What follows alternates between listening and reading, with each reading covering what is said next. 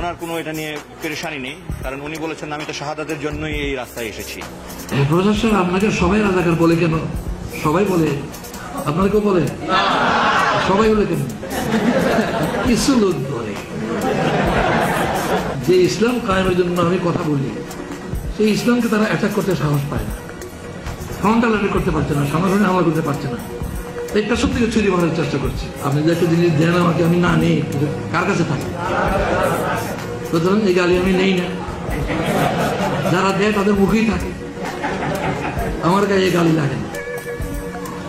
জনগণের প্রতিনিধি আওয়ামী লীগের নেতারা ভারতে গিয়ে ইন্দিরা গান্ধীর কাছে ধর্ণা দিল যে আমাদেরকে স্বাধীন করার জন্য আপনারা সাহায্য করেন।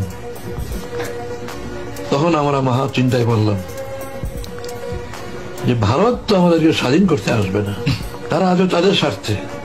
এইগুলি প্রমাণ করার দায়িত্ব তাদের। কোর্টও আমি চ্যালেঞ্জ করব, এবং আমি চ্যালেঞ্জ করছি যে একটাও প্রমাণ করতে পারবো না। এই সবগুলি অপবাদ।